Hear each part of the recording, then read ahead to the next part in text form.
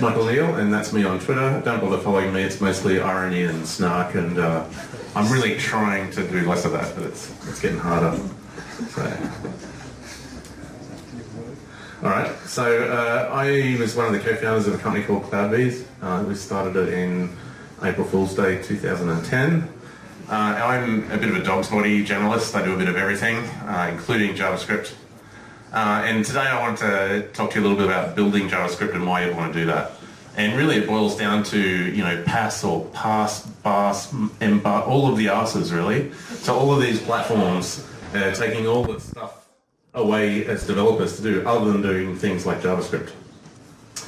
So you're all here, this is a huge crowd, it's one of the biggest meetups in Sydney because a lot of our apps are JavaScript related. And of course you all, use a build system and automation, and you all test your code and automated test it, right, everyone? Yeah, I don't know, it's all right. But let's just say we did, okay. So a point of irony that's often brought up by other developers is that they have to compile their JavaScript and CSS.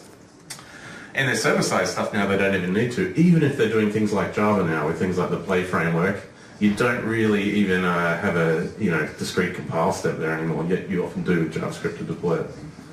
So 1-800, no backends, no upstream, so pass or pass, however you want to say it. Fire everyone, keep the developers. BAS, which is backend as a service, if you've ever heard of it, is fire everyone, keep the web devs. And mobile backend as a service, this is a new thing. Fire everyone, but keep the hipsters. And I accidentally inspired a t-shirt. So Jenkins Ci, which is the CI server that I'm involved with just a little bit, I'm a user of it, mostly. It used to be called Hudson, that you might have heard of. For legal reasons it had to change its name. It sort of came out of Sun and Oracle, and there was conflict around the IP. So we host thousands and thousands of instances of Jenkins that give me stomach ulcers and things like that, and a whole lot of apps so that other people don't have to. Some screenshots of the horror that it is. This is just a little demo site that we've got with a whole lot of things set up, folders and iOS builds and pipelines and stuff like that. It's a face that only a mother could love, maybe even that. But it's really a workflow engine for a development team. That's what it's used for. And it has quite a nice JSON and JSON-P API. I'm quite a fan of JSON-P. It's one of the most horrendous hacks ever. It's just horrible, but I love it. But I'm replacing that with cores, but it does have quite a nice rich API for that. So what would you use CI for JavaScript specifically? So obviously building, if there's any work to be done, preparation, minifying, testing, releasing, deploying, all that sort of stuff. Running your matrix tests, regression tests, build pipelines, if you've got multiple environments, all that sort of boring stuff. And continuous deployment or continuous delivery, which is kind of all the rage at the moment. So I'm going to dive in to part of my journey of dealing with a variety of JavaScript frameworks and building it, and the first one is Angular.JS. So Angular, I kept hearing about it over and over and over. It kept coming up on Twitter, so I thought, fine, I'm going to learn how to do something small with it, how to build it, what it means from a CI point of view. They helpfully provide a seed project or a starter project, which they sort of encourage people, if you're new to Angular, start with this, clone it, add this repo as your upstream, and you can always keep up to date. Part of what attracted me to it is that it's quite testable and automatable. So with the seed project in particular, they have out of the box it comes with the sort of fast turnaround unit tests and slower end-to-end tests. So they sort of separate the two. To get going with an Angular seed project, typically you would clone the project into your own private repo or public, whatever it is. You set up your build automation if you're being good, or whatever, you just do it anyway. Set up your matrix tests, and by that I mean sort of a permutation of unit tests with your various browser engines you care about, and the end-to-end tests. And then, start your sample app. Don't forget to put your receive hook and shave your acts and all that sort of stuff. So there's a bit involved with getting set up, but they've made it pretty simple. So what I went to do to teach myself a little bit of Angular was automate all of that I just talked about. So even on the Angular seed site, if you ever go there, you'll see a little button that says, blah, blah, deploy instantly. What that will actually do is a whole lot of things, including clone the project. And this was the start of my erotic journey through JavaScript frameworks. but it wasn't actually erotic. It was mostly writing bash scripts. I'm a very sick person. So what this actually does is it sets up, in this case, a Jenkins Ci job with a whole lot of bash, and just to give you a little taste of what's involved. So to run the unit, and particularly the end-to-end test, it needs to have a browser. This is running on a headless Linux server, so it runs the X virtual frame buffer, so that you can sort of run browsers headless. And then it goes and fetches Node, because Angular uses Node for its automation, and the Karma framework, which used to be called Testacular, but they changed the name for obvious reasons. And then the next thing it does is it runs the unit test. Now, at any point at this stage, this script could fail, and it'll bomb out and tell you where it failed. It'll only continue on if it succeeds. Run the slower running end-to-end tests. In this case, I've told Angular run it with these two browsers. Now, these two browsers happen to run on the servers that we have, and most people would have these lying around.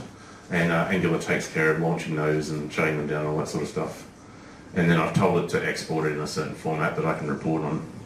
And my most embarrassing achievement ever as part of this was to write some bash code that wrote the world's smallest Express.js application, just so I had some web application to serve up the seed application, the Angular project. And to deploy that on Cloudbase in this case, I'm basically just zipping it up. That's all I have to do. And you end up with an app that's running in a repository. You can clone, you make a change, and when you make a change, because there's a post-receive hook, that goes and kicks off the build. This is all sort of fairly standard, getting towards continuous deployment sort of stuff. But the idea is to sort of set it up from the start. So some other frameworks, after I had a bit of success with Angular and the community there seemed to like it, started using it, I started looking at other ones. So we've got a little bit of backbone going on. Someone in France did something with Dart. I don't know anything about Dart, but it's kind of similar. It's probably a bit controversial here. Someone else came out with a similar thing for IUI. Does anyone remember that? It was like the first, web-based iOS looking thing that came out in 2007, I think. So that's still around. And I also did Meteor. It's quite an interesting one. I'll show that briefly. And WebRTC as well. So Meteor was interesting because it didn't have any testing built in, but it had a whole sort of suite of out-of-the-box, canonical starter apps. So I just picked one. In this case, it's a fancy to-do list with MongoDB behind the scenes. So I made it deploy that, and I decided to use Phantom.js. I didn't have any built-in testing at the time. On the roadmap, they didn't say what they were going to use for testing, so I said, fine, Phantom.js, everyone was talking about that, I'll give it a go. And it was good, it was fast, it worked out of the box with the Chrome that I had available, and I used a library called Web Inspector, a JavaScript library on top for integration tests. And also I made sure it outputted the tests in the format that Jenkins understands, and I think most CI servers actually use a similar format, this horrible XML sort of format. But the idea is if you test runner, you output test results in that format, you can collect them and do trends on them and stuff like that. And I figure, well, it's the bleeding edge anyway, they're going to come out with a test framework and I'll just go and replace it. WebRTC is another thing I set up. I didn't bother testing that because really it's peer-to-peer video chat, crazy stuff that might not work. Well, I did enough testing to check that it lights up, that's it. So I call all of these things that I put in a GitHub group click starts. So they're called click starts because you click something, it clones repository and starts a project for you. But it's really just a GitHub repository with a little JSON descriptor and a sample project. So the idea of these things, which a lot of it was inspired by what the Angular guys did, which I thought was outstanding, was encourage people to start, from the start, if you're starting a brand new project, start with tests. With a bit of a, nice build process that you're likely to use, and avoid yak shaving at all costs. So these are available as a smorgasbord of various apps that people can launch and start on, but really they're just for people that sort of want to try something new but don't want to spend the time automating, setting it all up. So some observations from my journey through all this. So NPM and Node in particular, from a twisted bash scripter's point of view that I am, it's quite nice to automate. It's easy to install any version, multiple versions at the same time. What I would like, and I'm sure this is coming out of the JavaScript community, is a sort of a more standard way to go into any JavaScript heavy project and just know how to run the tests. So, it used to be something like npm test, but I don't know if anyone does that. I hear noises about something called Bower and stuff like that. I don't know what that is. It's a bird. But I'm sure there's other tools, but that's something I'm really keen to see sort of standardized. So, I use JavaScript. A lot of other developers use JavaScript casually. We want to jump in on a project and just like run a command and know that it's running the tests and building and all that sort of stuff. So some of the test automation, the browser automation tools that I went through some of these projects that I set up. So Phantom.js I mentioned, WebDriver, and then Source Labs, which is like sort of, you can think of it as hosted WebDriver. Phantom.js, run a browser locally. In the Phantom process, it's very fast, as far as I know. At the time I wrote this, it was WebKit only, and I believe it's going to stay that way. To use it, I sort of spun the wheel and picked a library called WebSpectre. Now, WebSpectre lets you use CSS selectors, which I found was an awesome, really simple tool because I didn't really have to learn anything. I'd just write a selector. And because this Phantom.js is fast, you're more likely to use it. You could set it up to, every time you make a change to a file, it could pick it up on disk and run your tests through it. I've even used Phantom.js for sort of, I guess I'd actually call it monitoring more than testing. So, we deploy applications all day, every day, all the time. Things slip through to production, but with Phantom and WebSpectre, it was quite easy to write some simple tests that would basically simulate running through the system and check whether something was visible if you clicked on something, check that something else was hidden, and basically do smoke testing.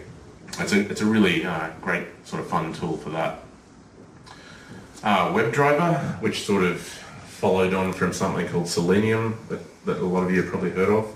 So this runs across pretty much all browsers, but it runs as a server process. So you fire up this server process on a server somewhere, and that exposes a REST API input that you can then talk to and say, start this browser, or this version of this browser, go to this URL, click on this, what does that show, take a screenshot, that sort of stuff.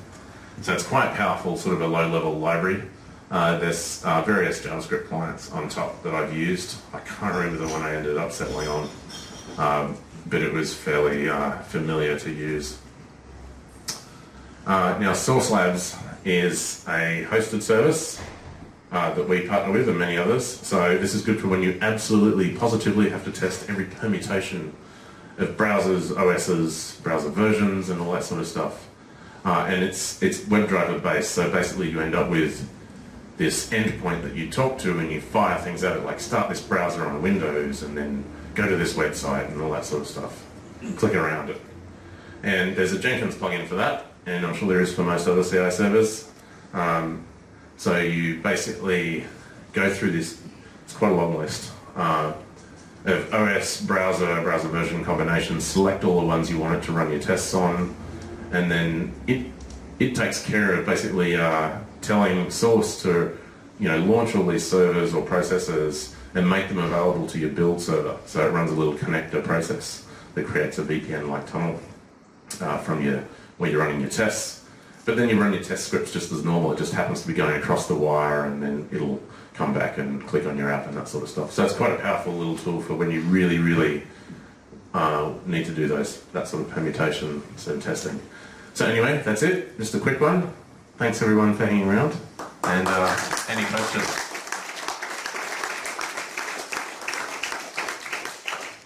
Do we have any questions for Michael?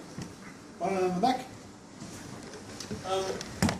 What's wrong with npm test? Like, not as a, but what would you rather it do? Oh, I'd be more than happy to use it. It's just, I would look at it and then people would say, oh, I'm using this, or I do that, or I run this script, or I do that.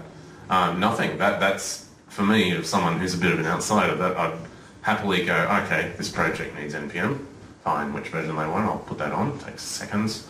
And then I'll just type tests. I'd love to do that, but I got the impression that people were going, oh, it's not good enough, but I thought it was fine.